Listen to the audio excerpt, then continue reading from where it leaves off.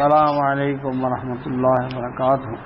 وعلیکم السلام ورحمۃ اللہ. سبحان اللہ بحمدہ عدد خلقہ ورضا نفسہ وزنۃ عرشہ مداد کلمات. سبحان اللہ بحمدہ سبحان اللہ العظیم.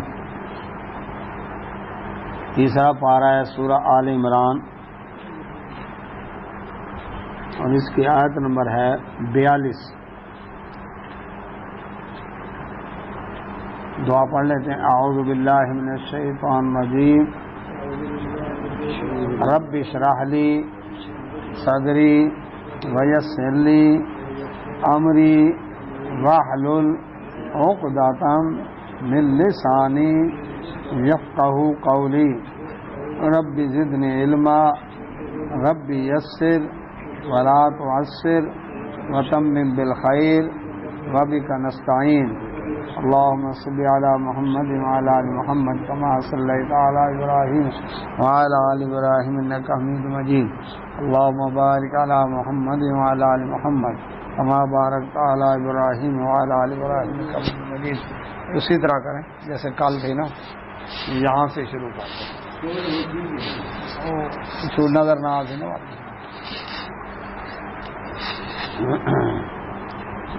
اعوذ باللہ من الشیطان الرجیم.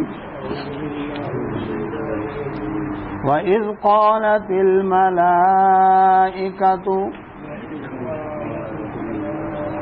يَا مَرْيَمُ إِنَّ اللَّهَ اصْطَفَاكِ وَطَهَّرَكِ واصطفاك على نساء العالمين. يا مريم اقنتي لربك واسجدي واركعي مع الراكعين. ذلك من أنباء الغيب نوحيه إليك وما كنت لديهم إذ يلقون أقلامهم أيهم يكفل مريم وما كنت لديهم إذ يختصمون. تیسرا پارہ سورہ آل عمران آیت نمبر 42. اعوذ باللہ من الشیطان الرجیم. اللہ سبحانہ و تعالیٰ نے پچھلی آیات میں سیدہ مریم سلام علیہا کا تذکرہ کیا, زکریا علیہ السلام اور ان کے لیے خوشخبری یحییٰ علیہ السلام کی عطا کی. وَإِذْ اور جب قالت کہنے لگے الملائکۃ فرشتے یا مریم اے مریم ان اللہ بے شک اللہ تعالیٰ نے اصطفا کی تجھے چن لیا ہے, وطہرا کی اور تجھے پاک کر دیا ہے, واصطفا کی اور تجھے چن لیا ہے علی نساء العالمین تمام جہان کی عورتوں پر. سیدہ مریم سلام علیہا جب بیت المقدس کے اندر 3 سال کی عمر میں تھیں, وہاں پر ان کو وقف کر دیا گیا. جیسا کہ مساجد کے اندر ایک پورا سٹاف ہوتا ہے, کوئی جھاڑو دینے والا ہے, کوئی صفیں بچھانے والا ہے, کوئی اذان دینے والا ہے. یعنی تو بڑی مساجد میں جس طرح بڑا سٹاف ہوتا ہے اس طرح سٹاف رہتا تھا. اور بنی اسرائیل میں یہ عادت بھی تھی کہ اپنے بچوں کو وقف کر دیتے تھے مسجد کی خدمت کے لیے, جس طرح کہ آج راہبہ اپنے آپ کو وقف کر دیتے ہیں اس کے لیے کہ ہم مسیحیت کرسچینٹی کی تبلیغ کریں گے, شادی نہیں کریں گے. تو مریم سلام علیہ ایک حجرہ کے اندر یعنی زکریا علیہ السلام کی زیر کفالت وہاں پروان چڑھ رہی تھی. جب تھوڑی عمر بڑی ہوئی تو اس وقت فرشتوں نے آ کر ان سے کلام کیا. اب فرشتہ نوری مخلوق ہے، عام روٹین میں نظر نہیں آتے، لیکن قرآن سے اور حدیث سے یہ ثابت ہے کہ فرشتے اللہ اکبر انسانی شکل میں پیغمبروں کے علاوہ بھی لوگوں سے باتیں کرتے ہیں. مثلا صحیح بخاری کے اندر حدیث ہے کہ اللہ تعالیٰ کی طرف سے بھیجا ہوا ایک فرشتہ نابینا، کوڑھی اور گنجے کے پاس آیا تھا. اسی طرح سے یہ بھی ملتا ہے کہ ایک فرشتہ راستے میں بیٹھا اور ایک آدمی جا رہا تھا اپنے کسی بھائی سے ملنے بڑے عرصے کے بعد. اس فرشتے نے پوچھا تیرا اس سے کوئی کام ہے؟ میں نے کہا نہیں. تیرا اس پر کوئی احسان ہے؟ نہیں. اس کا کوئی تیرے اوپر احسان ہے؟ نہیں. کس لیے جا رہا ہوں؟ میں اس لیے اللہ کی محبت میں اس کو ملنے کے لیے جا رہا ہوں. بڑا عرصہ ہو گیا میرا دوست نہیں ملا. تو اللہ کے نبی صلی اللہ علیہ وسلم فرمایا، فرشتے نے سے کہا کہ اللہ تعالیٰ نے بھی تجھے وقت دیا، یعنی ایک وقت دیا، یعنی ایک محبت ہے ایک بھائی مومن کے ساتھ ملاقات کے لیے جا رہا ہے. تو فرشتے نے اس سے بات کی. تو اسی الحب فی اللہ، محبت ہے تو اللہ کے لیے. اسی طرح سے مریم سلام علیہ کے پاس، موسیٰ علیہ السلام کی ماں کے پاس، تو فرشتوں کا قرآن اور حدیث کی روح سے غیر نبی کے ساتھ بھی بات کرنا ثابت ہے. اللہ سبحانہ و تعالیٰ فرماتے ہیں کہ فرشتوں نے آ کر مریم سلام علیہ سے کہا بے شک اللہ نے تجھے چن لیا. اب دیکھیں چناؤ ان کا دیکھیں کیسا ہے کہ ان کی والدہ نے نظر مانی تھی کہ میں وقف کروں گی جو میرے پیٹ میں ہے، نظر کرتی ہوں اللہ تعالیٰ کے نام کی. مقصد تھا بیٹا پیدا ہو، اللہ نے بیٹی عطا کر دی. اب وہ بیٹی ہی وقف ہو گئی تو یہ چناؤ ہو گیا نا. پھر اللہ تعالیٰ نے ان کو الگ پروان چڑھایا بڑے آسان انداز سے. پھر زکریا علیہ السلام کی زیر کفالت رکھا. تو ایک پیغمبر کی زیر تربیت وہاں پر وہ رہیں تو کتنی بڑی سعادت کی بات ہے. یہ چنا ان کو. پھر اللہ سبحانہ و تعالیٰ نے عیسیٰ علیہ الصلوۃ والسلام کو بن باپ کے انہی سے پیدا کیا. یہ بھی ایک بڑا چناؤ ہے.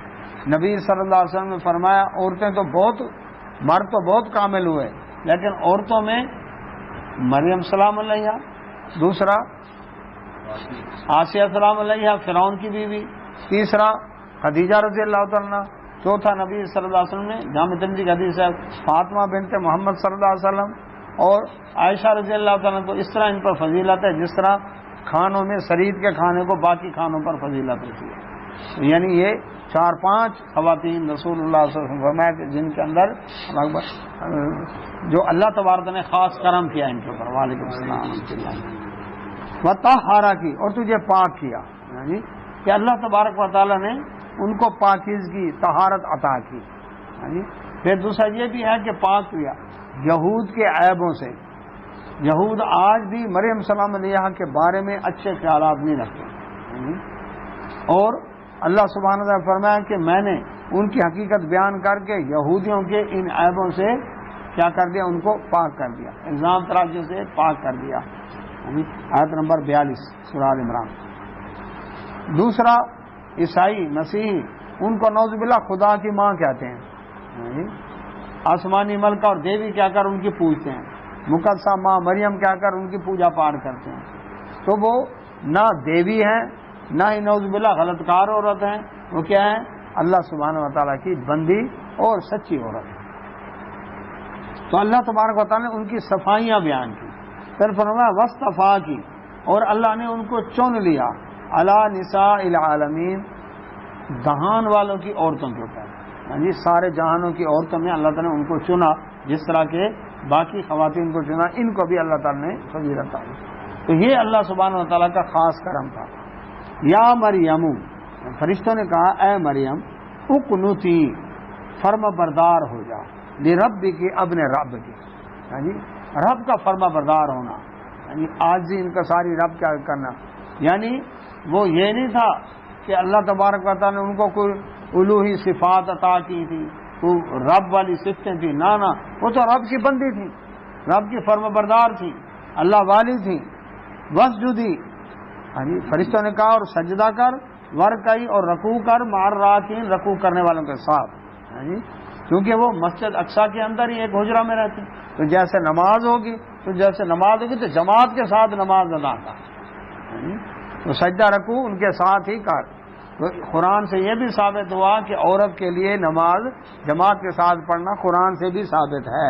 مسجدی ورکعی مارراکعین. جو لوگ کہتے ہیں کہ نہیں عورت گھر کے اندر نماز پڑھے، نبی صلی اللہ علیہ وسلم کی حدیث ہے، لیکن آپ صلی اللہ علیہ وسلم نے فرمایا کہ اگر عورت مسجد میں جا کر نماز پڑھنے کی اجازت مانگے تو اس اللہ کی بندیوں کو روکو نہ. ان کے لیے پابندی ہے کہ وہ بناؤ سنگار کے بغیر، خوشبو لگائے بغیر باپردہ آئیں مسجد کے اندر نماز کے لیے. باقی نمازوں میں آئیں یا نہ آئیں، جمعہ میں آئیں یا نہ آئیں، لیکن عید کی نماز کے لیے ضرور حکم دیا کہ عید گاہ کے اندر ضرور جائیں. یہاں تک کہ وہ عورت جس پر نماز معاف ہے ان دنوں میں وہ بھی جائے، نماز کی جگہ سے الگ بیٹھے لیکن تکبیرات میں اور مسلمانوں کی دعا میں شامل ہو. وعلیکم السلام. فرمایا ذالک یہ من انباء الغیب، 43 نمبر آیت آل عمران. یہ غیب کی خبریں ہیں. انباء نبا سے ہے، نبا خبر کو کہتے ہیں. یہ غیب کی خبریں ہیں. نوحی ہم وحی کے ذریعے بتا رہے ہیں الیک آپ کو اے نبی صلی اللہ علیہ وسلم. اللہ کے نبی صلی اللہ علیہ وسلم کو بتایا اللہ تبارک نے کہ یہ عیسیٰ علیہ السلام کی ولادت کا معاملہ ہو، مریم السلام علیہ کی منت کا معاملہ ہو، ان کی والدہ کی ان کے پرورش کا معاملہ ہو، ان کا بیت المقدس میں وقف ہونا ہو، فرشتوں کا ان سے کلام کرنا ہو، یہ غیب کی خبریں ہیں جو ہم آپ کو وحی کے ذریعے بتا رہے ہیں. اس سے معلوم ہوا کہ اللہ کے نبی صلی اللہ علیہ وسلم عالم الغیب نہیں. اگر عالم الغیب ہوتے تو عالم الغیب کو غیب کی بات بتانے کی کیا ضرورت ہے؟ صلی اللہ یرحمک اللہ. جو ہو ہی عالم الغیب، جو پہلے سے ہر بات جانتا ہو، اسے بتانے کی ضرورت ہے؟ اس کو بتانے کی ضرورت نہیں. دوسرا یہ بھی ثابت ہوا کہ رسول اللہ صلی اللہ علیہ وسلم اللہ اکبر اللہ تعالیٰ کی وحی آپ کے پاس آتی تھی، اور وحی کے ذریعے سے آپ تک یہ اطلاع پہنچنا یہ آپ کی نبوت اور رسالت کی صداقت کی دلیل ہے کہ آپ لکھنا پڑھنا تو جانتے نہیں تھے، اور اس دور کے اندر اللہ کے نبی صلی اللہ علیہ وسلم کسی سے لکھنا پڑھنا سیکھا بھی نہیں، تو اس کے باوجود وہ باتیں بتائیں جو یہود و نصارہ کی بڑی اہم سیکرٹ باتیں ہیں، تو یہ اس بات کی دلیل ہے کہ آپ کے پاس اللہ تعالیٰ کی وحی آتی ہے. 2.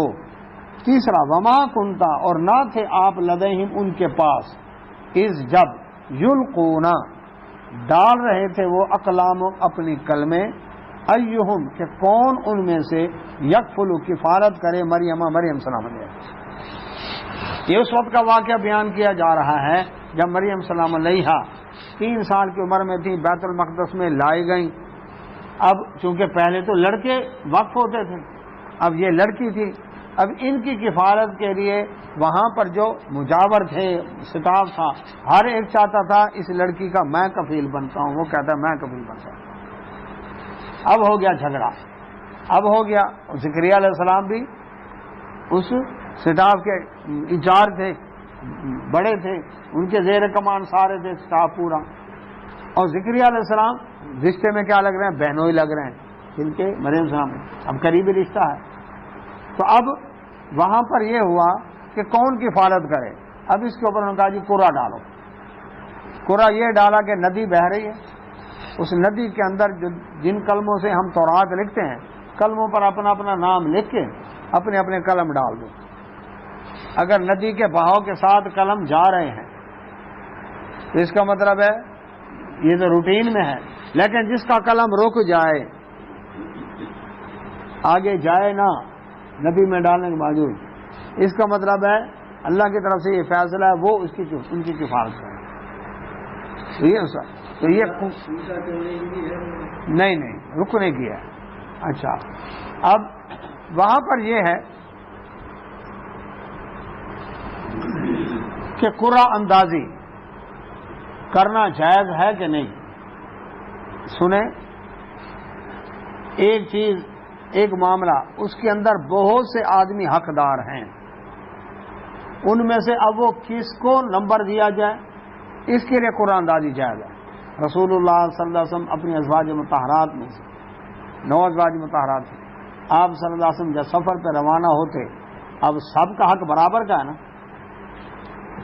لیکن لے کر جانا ایک کو، حق سب کا برابر ہے۔ نبی صلی اللہ علیہ وسلم قرعہ ڈالتے، جس کا نام نکلتا اس بیوی کو ساتھ لے جاتا، جھگڑا ختم ہو گیا، ٹھیک ہے، جن کا نام نکلا ہے۔ اچھا، جسے کمیٹی ڈالتے ہیں، پرچی نکالی، یہ جائز ہے۔ اچھا، اسی طرح سے یہ بھی جائز ہے کہ دو ٹیمیں مثلا کھیل رہی ہیں، ہاں جی، اب ان میں سے پہل کون کرے، ٹاس جس طرح کرتے ہیں، یہ بھی جائز ہے، لیکن جوئے کے لیے قرآن اندازی جائز نہیں، جوئے کے لیے قرآن اندازی جائز نہیں، ہاں جی، کہ ہم 5 انعام نکالنے لگے ہیں جی، ان میں سے ہاں جی پہلا انعام، باقی محروم رہے نا، حق تو سب کا تھا، لیکن انعام سے نہیں چاند کو ملا، یہ ہے جوا، یہ جائز نہیں۔ تو اب انہوں نے جب ڈالا قلم ندی کے اندر سب نے، تو کہ کون مریم سلام علیہ کی کفالت کرے، تو اس وقت وما کنتا نہیں تھے آپ لدیم ان کے پاس، اذ یختصمون جب وہ جھگڑ رہے تھے آپس کے اندر، وہ کہتا ہے میں کفالت کرتا ہوں، وہ کہتا میں کرتا، نبی صلی اللہ آپ وہاں پر موجود نہیں تھے۔ اس سے ایک تو یہ معلوم ہوا کہ اسی ایک آیت سے کہ اللہ کے نبی صلی اللہ علیہ وسلم عالم الغیب نہیں، عالم الغیب ہوتے تو آپ کو غیب کی خبریں وحی کے ذریعے کیوں بتائی جاتی۔ دوسرا یہ کہ نبی فرم آپ وہاں موجود نہیں تھے، اس کا مطلب اگر آپ حاضر ناظر ہوتے تو اللہ تعالیٰ یہ نہ فرماتے آپ وہاں موجود نہیں، کیونکہ حاضر ناظر ہوتا ہے وہ تو پہلے سے موجود ہوتا ہے۔ دو، تیسرا یہ بھی معلوم ہوا کہ جب سب کا حق برابر ہو تو اس میں قرعہ اندازی کرنا جائز ہے، لیکن جوئے کے لیے جائز نہیں۔ اچھا، یہ کام، اچھا اسی طرح فال نکالنا، یہ کام کروں یا نہ کروں، اس کے لیے فال نکال لیتا ہوں جی، وہ بھی جائز نہیں ہے، وہ پھر غیب دانی میں آتا ہے۔ یہ پرندہ اگر ادھر گیا تو میں کام کروں گا، ادھر گیا تو نہیں کروں گا، ٹھیک ہے نا؟ یہ اگر قرعہ ڈالتے ہیں، اگر یہ آیا تو پھر جاؤں گا، یہ آیا تو نہیں جاؤں گا، یہ غیب، اس کے لیے کیا ہے استخارہ، مشورہ اور استخارہ، اس کے لیے وہ طریقہ بتایا۔ اچھا، تو کتنی باتیں آئیں؟ 3، عالم الغیب نہیں، حاضر ناظر نہیں، تیسرا اللہ تعالیٰ کی طرف سے نبی اور رسول ہیں، آپ کی نبوت اور رسالت کی صداقت کی دلیل بھی ہو گئی۔ چوتھا، قرعہ اندازی کرنا اکبر جب سب کا حق برابر ہو تو ان میں سے کس کو ترجیح دی جائے، یہ بھی جائز ہے۔ کتنے ہو گئے جی؟ 4۔ پانچواں، اس بات کی دلیل کہ زکریا علیہ السلام اور وہاں پر جو ان کے ساتھ موجود تھے وہ صحابی تھے نا، پیغمبر کو جو ایمان کی حالت میں اس کی صحبت اختیار کرے وہ صحابی کہلاتا ہے نا، تو وہ جتنا سٹاف جنہوں نے کلمے ڈالی وہ بھی عالم الغیب نہیں تھے، عالم الغیب ہوتے تو قرآن اندازی کیوں کرتے؟ تو اللہ تبارک و تعالیٰ نے وَكَفَّلَهَا زکریا علیہ السلام کو یہاں پہلے پڑھ چکے ہیں، ان کا کفیل بنا دیا، ان کا قلم رک گیا، زکریا علیہ السلام یہ کفیل بنے۔ تو اللہ تعالیٰ نے فرمایا اذ قالت، اچھا اب مریم سلام علیہ ان کے زیر کفالت پلتی رہیں، پروان چڑھتی رہیں، اب یہ ہو گئی جوان۔ جب جوان ہوئی، اذ قالت جب کہا الملائکۃ فرشتوں نے، یا مریم اے مریم، ان اللہ بے شک اللہ تعالیٰ یبشرکی تجھے خوشخبری دیتا ہے، بکلمۃ ایک کلمہ کی، منہ اپنی طرف سے ایک کلمہ کی خوشخبری دیتا ہے، اسمہ اس کا نام المسیح مسیح، عیسیٰ ابن مریم وہ مریم کا بیٹا ہوگا۔ اب یہ ہے وقف، سورہ مریم کے اندر وضاحت آتی ہے مزید کہ یہ وہاں پر موجود تھیں اپنے حجرے کے اندر اور جوان ہو چکی تھیں، تو فتمثل لها بشرا سویا، جبریل علیہ السلام انسانی شکل کے اندر ان کے سامنے آ گئے، یہ ڈر گئی، میں رحمان سے تیری پناہ مانگتی، تو اگر متقی ہے تو چلا جائے یہاں سے، یہ غیر محرم آدمی میرے حجرے کے اندر آنے کی کسی کو جرت نہیں تھی، لیکن یہ کیسے آ گیا؟ اس سے کیا معلوم ہے مریم سلام علیہ ولیہ تھی نا، اللہ والی تھی نا، ان کی ولایت کی قرآن دلیل دیتا ہے نا، بے موسم کے پھل ان کے پاس آتے تھے نا، کرامت ہے نا یہ دلیل۔ تو اللہ کی ولیہ بھی عالم الغیب نہیں، جب نوری فرشتہ ان کے سامنے کھڑا ہے ان کو پتہ نہیں یہ فرشتہ ہے یا انسان ہے، وہ تو ڈر کے سمجھا انسان ہے. ہاں جی، مراقبے مکاشفے والے جو کہتے ہیں دل کی تختی پڑھ لیتے ہیں، مرشد پیر روشن ضمیر، اور قرآن کیا کہتا ہے؟ تو وہ فرشتہ اس نے آ کر پھر یہ خوشخبری دی کہ مجھے رب کا پیغام لے کر آیا ہوں کہ لیہب اللہ کے غلام زکیہ، یہ وہاں پر سورہ مریم کے اندر موجود ہے، میں تجھے پاکیزہ بیٹا دوں. تو اب یہاں پر وہ خوشخبری دے رہے ہیں والے وسلم، کس بات کی؟ کہ اللہ تعالیٰ آپ کو خوشخبری دیتا ہے اس کی ایک کلمہ کی. کلمہ کیا ہے؟ کن، کہ بن باب کے ہو جا، بس یہ میں نے پھونکنا ہے اور آپ کے بیٹا پیدا ہو جائے. اچھا، وہ جو مسیح عیسیٰ ابن مریم، ہاں جی، مسیح ان کا لقب ہے، عیسیٰ ان کا نام ہے، ابن مریم ان کا نسب ہے. وجیہن، وہ باعزت ہوگا، کہتے ہیں نا بڑا باوجاہت آدمی ہے، وہ بڑا باعزت ہوگا پھر دنیا میں بھی، والآخرہ، اور آخرت میں بھی، ومن المقربین، اور وہ مقرب لوگوں میں سے ہوگا. یعنی یہ فرشتہ خوشخبری دے رہا ہے کہ عیسیٰ علیہ الصلوۃ والسلام ایک تو بڑے باوجاہت ہوں گے، روب دبدبے والے ہوں گے. اچھا، کسی کو ان کے منہ کے اوپر، یہودی ان کے پیٹھ پیچھے ان پر الزام تراشی کرتے تھے، منہ پر بات کرنے کی ہمت نہیں پڑتی تھی. ہوتا ہے نا، ایک آپ کسی عام آدمی سے بات کرتے ہیں، اس سے تھوڑی تلخ کلامی سے بات کرتے ہیں، اور ایک وہ ہوتا ہے کہ ایک ایسی شخصیت ہے اس کے سامنے بات کرنے لگتے ہیں لیکن دب جاتے ہیں. وہ کیا ہے؟ اس کا تقدس، روب، وجاہت، جس کی وجہ سے ہمت نہیں پڑتی بات کرنے کی. تو اللہ تعالیٰ نے عیسیٰ علیہ السلام کو دنیا اور آخرت میں باوجاہت بنایا، باروب اور اللہ کا تقدس والا بنایا. کسی کی ہمت نہیں تھی، پیٹھ پیچھے ان کی برائیاں کرتے تھے یہودی، لیکن منہ کے سامنے آ کر ہمت نہیں تھی ان کو. تو دنیا میں بھی باروب اور قیامت والے دن باروب، اور وہ مقرب لوگوں میں سے. اتنی بڑی فضیلت ہے کہ اللہ تعالیٰ کا مقرب ہے. بچہ پیدا ہوتا ہے، پتہ نہیں نیک ہے جی بد ہے، لیکن یہ تو پہلے سے خوشخبری مل رہی ہے دنیا میں آنے سے پہلے کہ وہ ہوگا ہی مقرب، باوجاہت ہوگا دنیا اور آخرت کے اندر، اور اس کا نام بھی بتایا جا رہا ہے. وَيُكَلِّمُ النَّاسِ، وہ کلام کرے گا لوگوں سے، فی المہدی، ماں کی گود میں. مہد کسے کہتے ہیں؟ ماں کی گود. ماں کی گود میں بولے گا. حالانکہ جب ماں کی گود میں شیر خوار بچہ ہوتا ہے وہ بولا نہیں کرتا، لیکن وہ کلام کرے گا، کیونکہ جب بچہ بولنے لگتا ہے تو سب ماں کی گود سے نکل کر کرالیں کرنے والا ہوتا ہے، تب بولنا شروع کرتا ہے. کیوں نہیں یاد ہے کہ جب تک ماں کی گود میں ہے، شیر خوار ہے، اس وقت بولتا نہیں. وہ ماں کی گود میں لوگوں سے کلام کریں گے. وکہلا، اور کہولت. کہولت ہے 40 سال کی عمر سے جب اوپر آتا ہے تو یہ بڑھاپا اس طرف ہے، تو اس عمر میں بھی بات کریں گے لوگوں سے. وَمِنَ الصَّالِحِينَ، اور صالح لوگوں میں سے ہوگا. یہ فرشتے نے خوشخبری دی.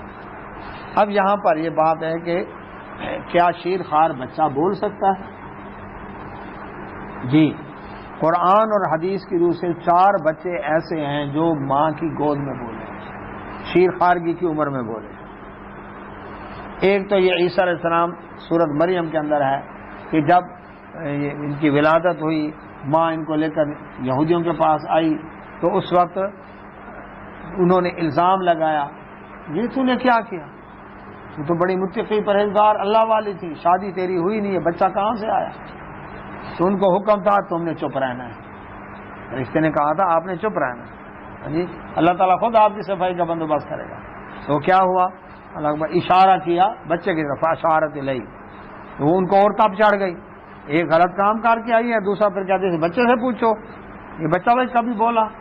تو اس وقت یہ باتیں ہو رہی تھی تو وہ ماں کی گود میں بولے، انی عبداللہ آتانی الکتاب وجعلنی نبیہ، یعنی میں اللہ کا بندہ ہوں، نہ اللہ ہوں نہ اللہ کا حصہ ہوں، نہ 3 خداؤں میں سے خدا ہوں، نہ خدا کا بیٹا ہوں، کیا ہوں؟ اللہ کا بندہ ہوں. اور اللہ نے مجھے نبی بنایا، مجھے کتاب عطا کی ہے، اور جہاں بھی میں ہوں مبارک بابرکت ہوں، دنیا میں بھی آخرت میں بھی اللہ نے مجھے بابرکت رکھا ہے.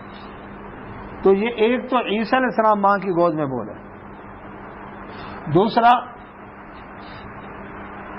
مشہور کیا گیا ہے کہ یوسف علیہ السلام کی صفائی کے لیے بھی بچہ بولا تھا.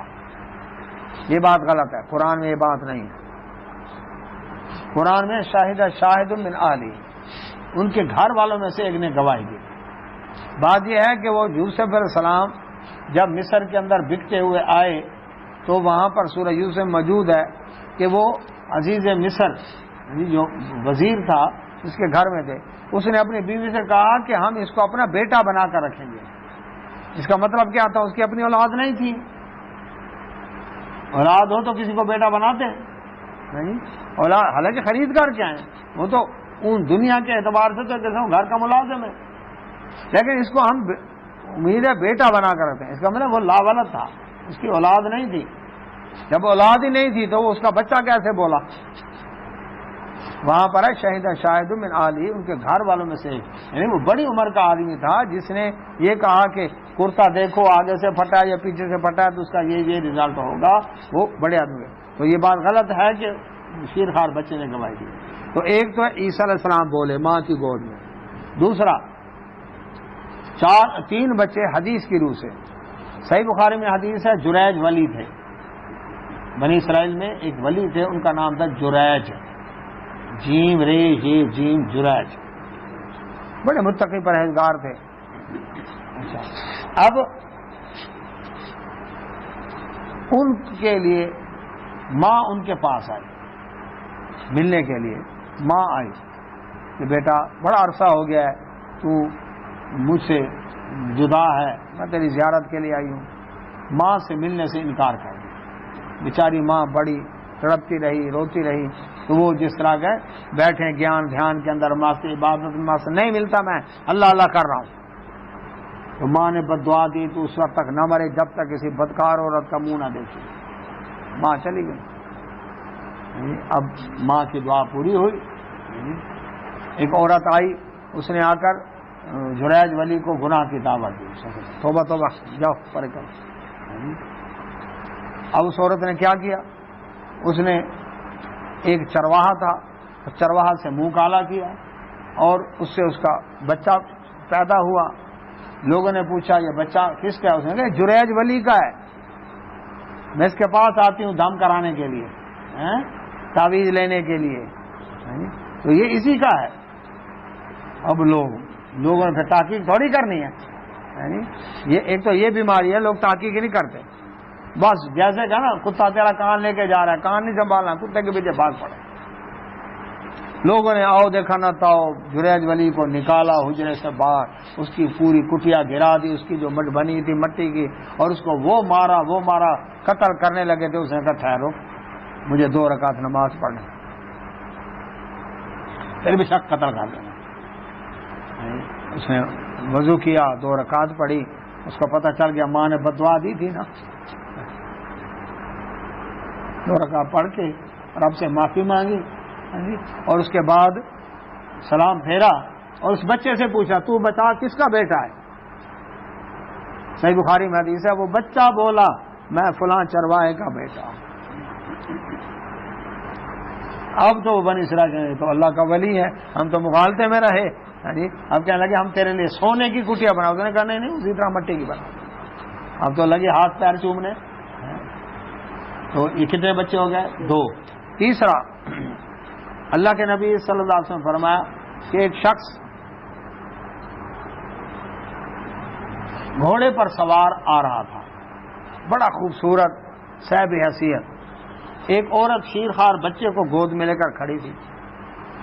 اس عورت نے کہا یا اللہ میرے بچے کو اس آدمی جیسا بنا دے. مقصد یہ تھا کہ بھی امیر کبیر ہو، خوبصورت ہو، صاحب حیثیت ہو، ماں کی. تو شیرخوار بچہ بولا یا اللہ مجھے ایسا نہ بنانا.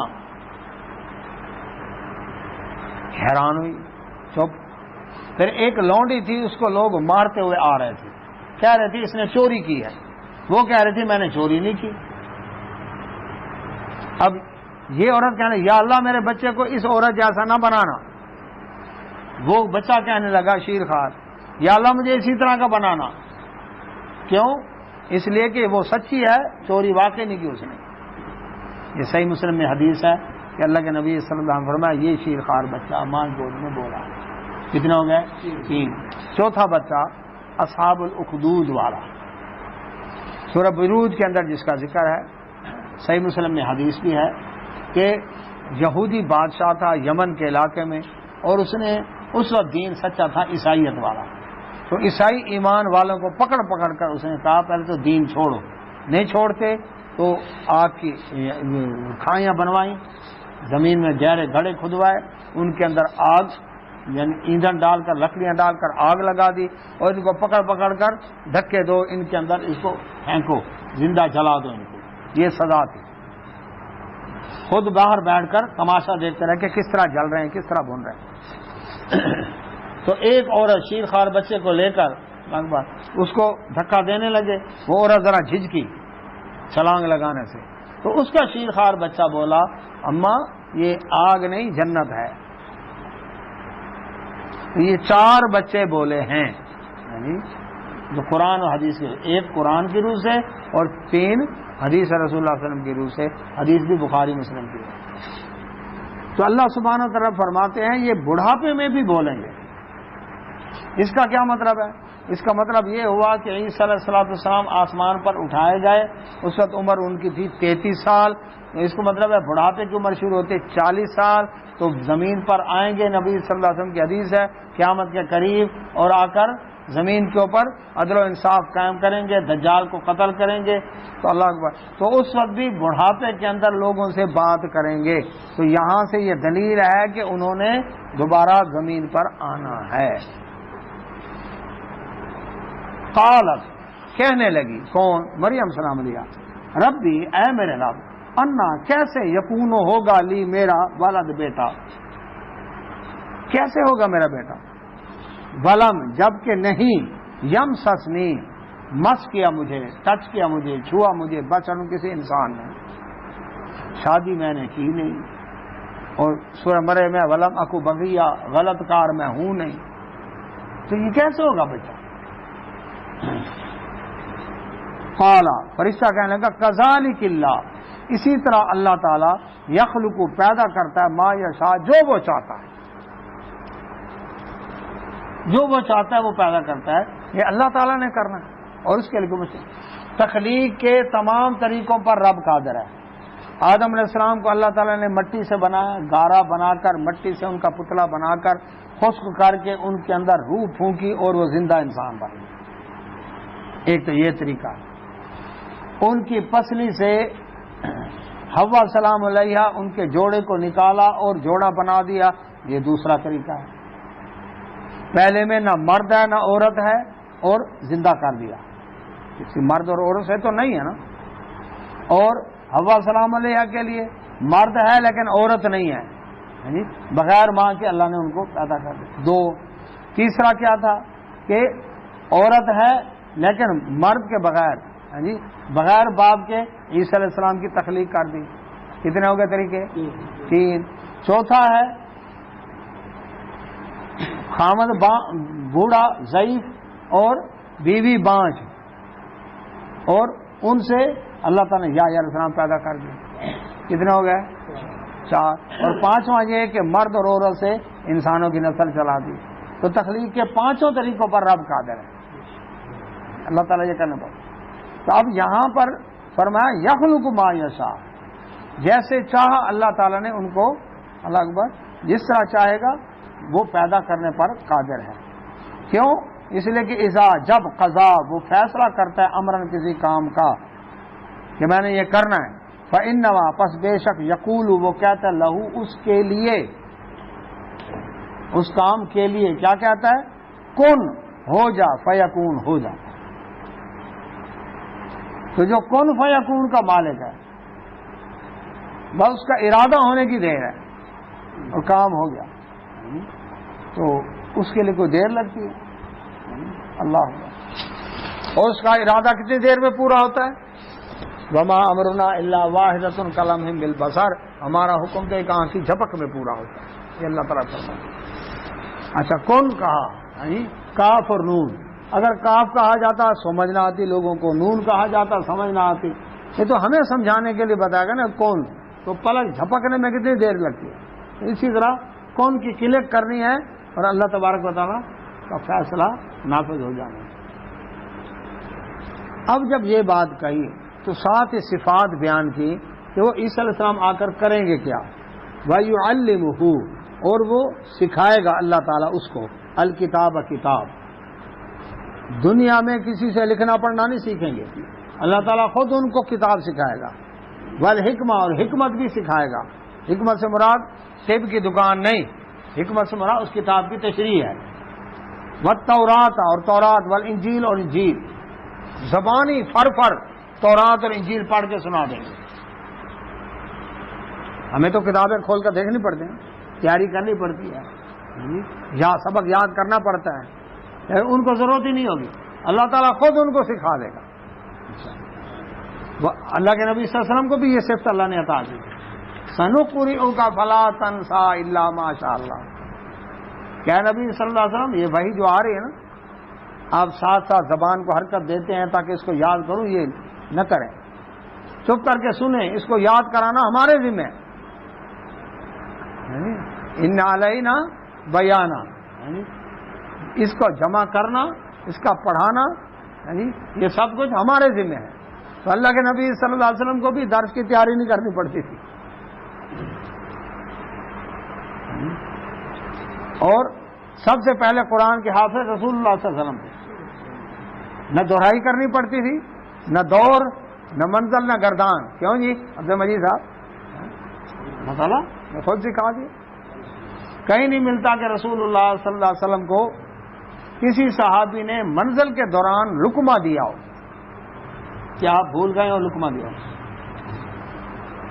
رکعتوں میں بھول ہوئی، 3 رکعتیں پڑھا دی، سلام پھیر دیا. 4-5 رکعتیں پڑھا دی، سلام پھیر دیا. اللہ کے نبی سجدہ صاحب کیا، یہ ہوا ہے. انشاءاللہ کہنا بھول گئے، یہ ہوا ہے. قدر والی رات بتانے کے لیے آئے تھے، صحیح بخاری میں حدیث ہے، مسجد نبوی میں لوگ بحث کر رہے تھے، آپ کو بھلا دی گئی. یہ بھی ہوا ہے. لیکن کبھی قرآن نہیں بھولا. کیوں؟ اللہ تعالیٰ نے خود ذمہ داری. سنقرئک فلا تنسى، ہم پڑھائیں گے آپ کو، آپ بھولیں گے نہیں. تو اسی طرح سے ان کو ٹائم بچ گیا نا یاد کرنے کا. ہمیں بعد کا 2-2 3-3 گھنٹے لگ جاتے ہیں سبق یاد، درس کی تیاری کرتے ہیں. کیونکہ ذمہ داری ہے نا، بیان کرنا ہے. ساری تفسیریں 6 تفسیریں دیکھنی پڑتی ہیں. الحمدللہ. تو اللہ تبارک و تعالیٰ نے عیسیٰ علیہ السلام کو بذات خود، یہ فرشتہ بات کر رہا ہے مریم السلام سے، کتاب سکھائیں گے، حکمت سکھائیں گے، تورات اور انجیل سکھائیں. پوری تورات فر پوری انجیل فر. ورسول ہوگا الی طرف بنی اسرائیل کی طرف. یہ فرشتے نے آ کر خوشخبری دی. اچھا، اب یہاں پر بات یہ ہے کہ پورے قرآن میں اللہ سبحانہ و تعالیٰ نے کسی عورت کا نام نہیں لیا، چاہے مومنہ ہو چاہے کافرہ مشرکہ ہو. کسی عورت کا نام اللہ تعالیٰ نے لیا. آدم علیہ السلام کی بیوی کا ذکر آیا، یا آدم اسکن انت وزوجک الجنہ، نام نہیں لیا. اے آدم تو اور تیری بیوی جنت میں جا کر، نام نہیں لیا. نوح علیہ السلام کی مشرکہ کافرہ بیوی کا ذکر آیا، امرأۃ نوح، نام نہیں لیا. نوح علیہ السلام کی بیوی. لوط علیہ السلام کی مشرک بیوی کا ذکر آیا، غدار بیوی کا، تو امرأۃ لوط، نام نہیں لیا. لوط علیہ السلام کی بیوی. فرعون کی مومنہ بیوی کا ذکر آیا، عائشہ سلام اللہ کا، امرأۃ فرعون، نام نہیں لیا. موسیٰ علیہ السلام کی والدہ کا ذکر آیا، ام موسیٰ، نام نہیں لیا اللہ تعالیٰ. واحد عورت ہیں کون؟ مریم السلام نے، جن کا نام اللہ نے لیا قرآن. کیوں؟ اس لیے کہ ایک انسان کو لوگ اللہ کا بیٹا کہہ رہے تھے. اللہ تعالیٰ نے فرمایا نہیں، وہ تو مریم اور نام کی عورت کے بیٹے ہیں، تم ان کو اللہ کا بیٹا کہہ رہے. اب یہاں پر 2 انتہائیں ہو گئیں. یہودی عیسیٰ علیہ السلام کو نعوذ باللہ ماں کا ناجائز بچہ اور ان کی والدہ کو غلط کار عورت کہتے تھے، اور اب بھی کہتے ہیں. شعبدہ باد و جادوگر کہتے ہیں. عیسائی ان کو بن باپ کی موزانہ پیدائش کی وجہ سے رب کا بیٹا 3 خداؤں میں سے خدا کہتے ہیں، ان کی پوجا کرتے ہیں۔ وہ انسان ماننے کو تیار نہیں، حلالی ماننے کو تیار نہیں، اور وہ رب بنائے بیٹھے۔ 2 انتہائیں ہو گئے۔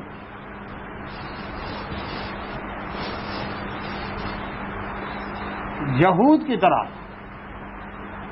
مسلمانوں کے اندر بھی لیبل لگائے ہوئے کئی لوگوں نے عیسیٰ علیہ السلام کے بن باپ کے موزانہ پیدائش کا انکار کیا۔ سر سید احمد خان، مسٹر غلام حق پرویز، مرزا غلام حق قادیانی، جاوید احمد غامدی، یہ عیسیٰ علیہ السلام کے بن باپ کے موزانہ پیدائش کے منکر ہیں۔ وہ کہتے ہیں نہیں، وہ جس طرح کے عام روٹین میں شادی کے نتیجے میں بچہ پیدا ہوتا ہے اس طرح ہوا۔ سوال یہ پیدا ہوتا ہے کہ اللہ تبارک و تعالیٰ کو پھر کیا ضرورت تھی ابن مریم کہنے کی؟ وہ تو مریم نام کی عورت کے بیٹے، کیوں؟ صاف بات تھی کہ جس کو تم کہہ رہے ہو اللہ اکبر کہ یہ کیا ہے جی رب کا بیٹا ہے جی، وہ دیکھو اللہ اکبر، وہ تو کون ہے؟ مریم کے بیٹے ہیں، وہ تو شادی کے نتیجے میں ابن مریم کہنے کی ضرورت نہیں تھی۔ سب کو پتہ نہیں کہ شادی ہوتی تو بچہ پیدا ہوتا۔ پھر یہ چوتھے رکوع سے لے کر چھٹے رکوع تک یہ جو آگے باتیں آ رہی ہیں ساری، ان سب کی ضرورت ہی نہیں تھی۔ کیا؟ کیونکہ جب فرشتہ آیا ہے خوشخبری دینے کے لیے کہ آپ کے بچہ پیدا ہوگا، اس میں تو عورت کو خوش ہونا چاہیے، کیونکہ جب شادی ہو تو پہلے کیا کہتے ہیں جی میاں بیوی خوش ہے نا جی، ٹھیک ہے جی، ہفتہ گزرے گا وہ خوشخبری ہے جی، مہینے کے بعد خوشخبری پوچھی جاتی ہے نا۔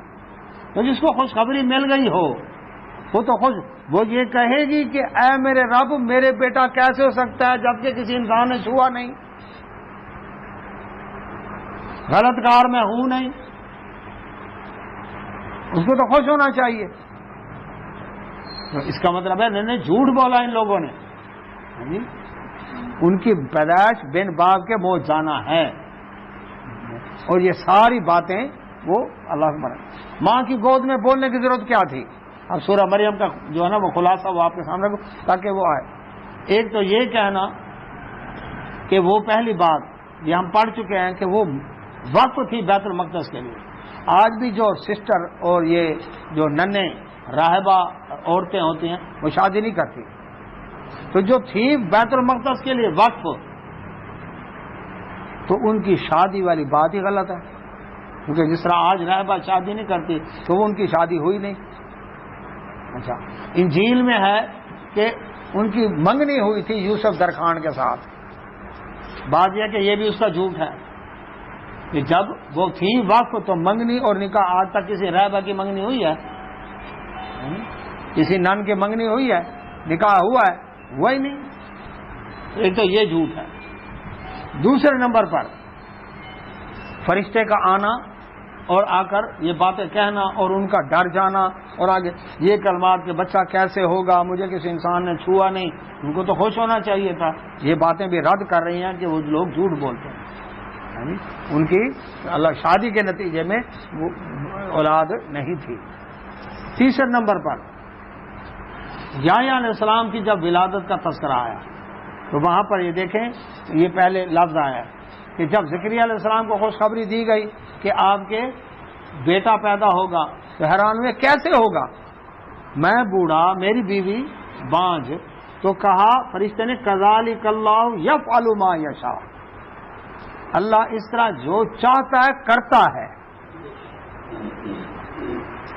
وہ ہے ناممکن کام دنیا کے لحاظ سے، لیکن اللہ کے لیے یہ کرنا مشکل نہیں، وہاں یفعلو ہے، کیوں؟ مرد بھی ہے عورت بھی ہے، ان سے اولاد ہوئی ہے۔ لیکن جب آئی عیسیٰ علیہ السلام کے بعد یہاں لفظ کذالک اللہ یخلق ما یشاء، اسی طرح اللہ جو چاہتا ہے پیدا کرتا ہے، یہاں تخلیق کی بات ہے، یہاں وہاں فعل کی بات ہے۔ اس کا مطلب ہے یہ نیا انداز، تو جس طرح اللہ مٹی سے انسان پیدا کرتا ہے اسی طرح عیسیٰ علیہ السلام کو بھی اللہ نے پیدا کیا۔ تو یہ بات بھی رد کرتی ہے. پھر فیضا قضا امرا فانما یقول له کن فیکون کہنے کی کیا ضرورت تھی؟ کیونکہ اللہ تعالیٰ کا ہر کام ہی کون سے ہو رہا ہے. دو. تیسرا، مریم سلام علیہا جب حاملہ ہو گئی تو وہ اس بدنامی کے ڈر سے کہ لوگ کیا کہیں گے، شادی ہوئی نہیں اور یہ عورت حاملہ ہو گئی ہے، بدنامی ہوگی، وہ حجرہ چھوڑ کر دور چلی گئی. سورہ مریم میں ہاں جی، جب بچہ جننے کے قریب ہو تو عورت کہاں جاتی ہے؟ میکے یا سسرال میں، جنگل میں تو نہیں جاتی.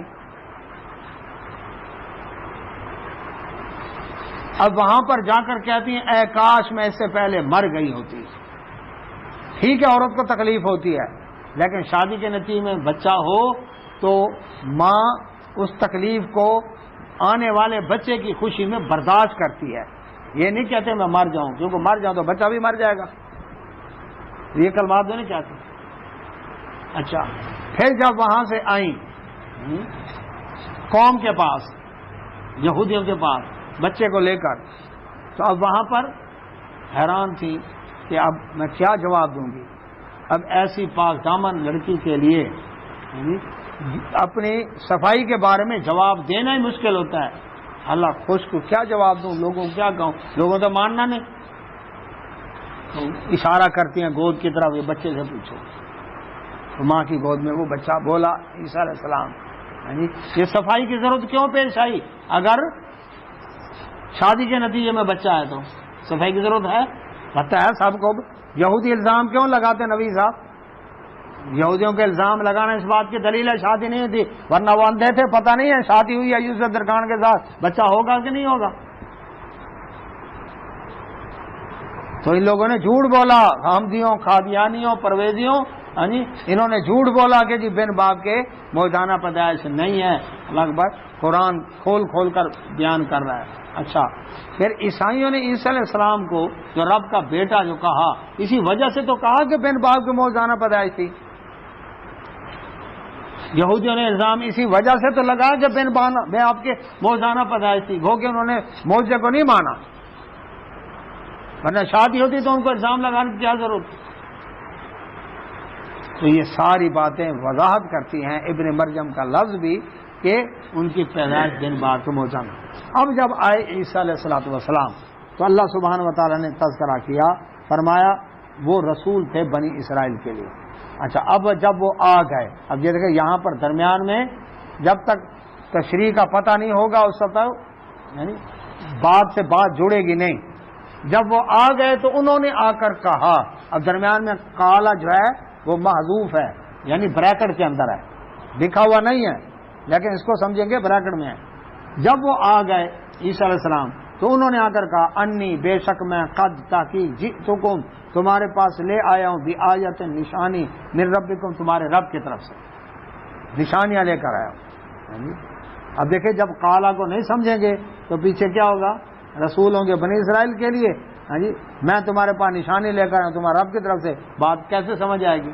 درمیان میں قالا کہ جب وہ آ گئے ان کی ولادت ہو گئی، ابھی تو خوشخبری مل رہی تھی نا، اور ولادت ہو گئی، جوان ہو گئے، اور اس وقت انہوں نے آ کر بنی اسرائیل کو یہ دین کی دعوت دی. تو یہ اس وقت کی بات ہے. انی یہ بھی کہا انہوں نے کہ میں اخلقو بناتا ہوں لکم تمہارے لیے من الطین مٹی سے، اللہ اکبر، کہیئۃ شکل الطیر پرندے کی. میں دیکھو نشانی لے کر آنا تمہارے رب کی طرف سے. ان نشانیوں میں ایک نشانی یہ ہے کہ میں مٹی کا گارا بنا کر اس سے پرندے کی شکل بناتا ہوں. فانفخو پھر پھونک ماروں گا فیہ اس میں، فیکون وہ ہو جائے گا طیرن پرندہ بن کر اڑ جائے گا باذن اللہ اللہ کے حکم سے. یہ نشانی لے کر آیا.